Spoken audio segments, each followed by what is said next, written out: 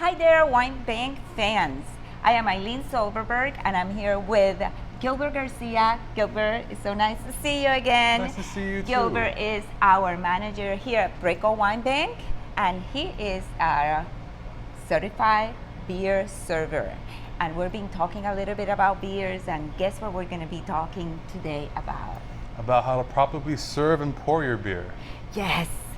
Gilbert, thank you so much for giving us a chance to be able to instruct our viewers because you're very, very smart and we value all your knowledge. Oh, thank you. So kind. Yes, and I learned a lot. I love hanging out with this guy. He has all this information, and today we're going to learn about serving beers. And that's really incredible because how come I don't have a glass? Can I get any glass I want? As long as you're pouring it, that's good. A glass is ideal if you can get a glass, but if you drink out of a zippy cup, that's fine. I don't care. Zippy cup? Yeah, I can. We have zippy cups. Oh yeah, we do. Yeah, I should have got one of those. Just never, ever, ever drink out of the can or bottle. Don't Why do that. not? Beer has a lot of volatile aromas. And once you pour them, they open up, and the digestion starts before we even touch the food. When we smell it and when we see it, we already start working up. It makes the stuff taste better. And also, a lot of the carbonation stays inside of the can or bottle. So if you drink out of there, you're likely to get more full. You never get that bloated, gassy feeling from beer. It's because you're drinking out of there. Don't do that. Oh my gosh, so that's what happens. Here you are in your bathing suit, having a great time, you're looking good, you did your sit-ups, and then you have that beer, and within 10 minutes you say, I haven't even eaten yet. That's what happened. Don't do it. Okay, so take your glass. Take your glass, pour it. You'll feel better, and it'll taste better, most importantly. And that's the key. It's not because of the bloating, it's because the beer is meant to be poured. Meant to be poured. Oh, that's great. How about even in a bottle? No, always pour it. So bottle or can, just pour your Pour it. beer. Don't do it. Oh, don't do it. I'll get furious. Oh my God, you don't want him furious. You do not. Trust me. Okay, so let's do this. This glass is wet. Let me get something to wipe it. No, don't do that. Why? Because I actually rinsed it before you pour your beer. You want like a little bit of cold water in there to get rid of all like the grease or microfibers that are in the beer. If you wipe it down, you're just reintroducing those little microfibers to the glass. So no paper towels, no towels. No. And we must rinse before we serve. Just very lightly. There's like almost nothing in here. It's just a quick little cold rinse. So what happens when I take my glass out of the amazing freezer and that glass is frosty and really yummy? No frosted glasses either. Okay, so wait. Walk us back into memory lane. When our customers get here and they complain about our coolers not being too cold. When they're at a perfect 38 degrees. Okay, so that's one. And on top of that, our glass then should not be Frosted, no. If the glass is too cold, it'll actually froth off the beer.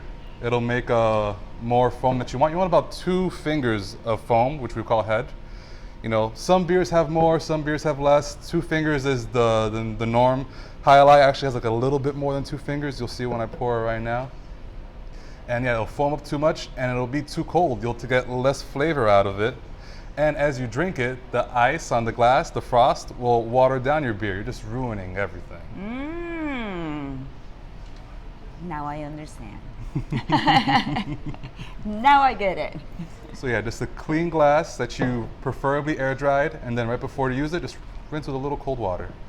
Okay, so just we take the beer out of how many degrees again? 38 degrees. 38 degrees. We open our beer and then we pour it into just a room temperature glass. Room temperature glass. It could be like a little cold, but I still. But it's not from the frosted. freezer as we do. Okay, great. More space to put, ice cream. Or frozen vegetables, whichever you prefer. We're fine with whatever, right? It all tastes good. Yes, it all tastes good. Okay, so what do we do? Is there a tilting technique? Yes. Okay. So you hold it right here about 45 degrees, and you pour directly into the center. Don't be afraid. It's not going to go anywhere. And then about here, you tilt it, And just pour right into the top right there. And there you go, a beautiful beer. A little more than 2 fingers for highlight. Why is that? Does it smell good? It smells delicious. Piney, citrusy. It does smell really good. And then you take a big old quaff. You have a mustache. Another one. It's so good. I love it. I love it. Okay, so I smell this beer. You smell it first. Yes, and I get those amazing aromas. Now, for me, I am not an advanced, should I call it an advanced beer drinker? Sure. I like that term. Yes, I am not a beer person. However, since I've been hanging out with our Gilbert here, Gilbert has taught me many, many things, and every time I get a little bit more curious and a little bit more adventurous. So, and that's the good thing. When you come to a store, you get that kind of rapport, you get to ask questions and evolve your palate just a little bit. So now, knowing me, would I like that beer immediately? So this is an IPA. They're very bitter. For someone who's just getting into beer or only drank like the macro famous beers that we all know, this would probably be too intense. You probably need to start with something a little bit softer. Can we talk about that? I think that'll be a next good time, video. In Yeah. another time. Let's do it. Yes, we can do that. I gotta finish this beer. So tell me about the beer. What are you tasting here? Oh man, that's so good. It's very hop forward because it's an IPA. And it's very the piney hoppiness that I enjoy. Some citrus, a little bit of grapefruit flavors. I sense that. The Yes. grapefruit. Yes. And there's a nice malty backbone to it. So bitterness and like malts go out with each other, so they need to balance each other out. And this they do such a good job, Cigar City. Ooh. The maltiness in the back of it, it's great. You love it. He loves it. Come and try it, buy it, taste it, figure it out. When it's We're leaving here. lacing, sign that your glass is clean.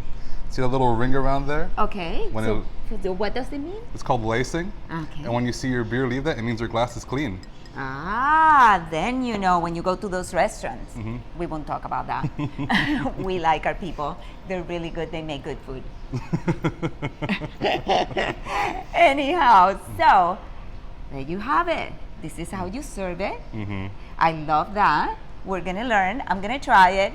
I'm gonna practice before I film myself doing it. Okay, sure. Yes, because I want to make sure it's that 2 finger and a little bit more. Mine probably will be the whole thing will be foam. I'll drink it and then have a big stomach with my Nah. bathing suit, and it's okay. We'll get you to pour it right. It's really easy. Okay, great. So let's talk about how do we get the beer. We can have people call us, and if they're in the area, we deliver for Yes. free. For free delivery. We do free deliveries, and if you guys are out of the area, then we have Uber Eats. Eats. Go to our app, you'll find us there.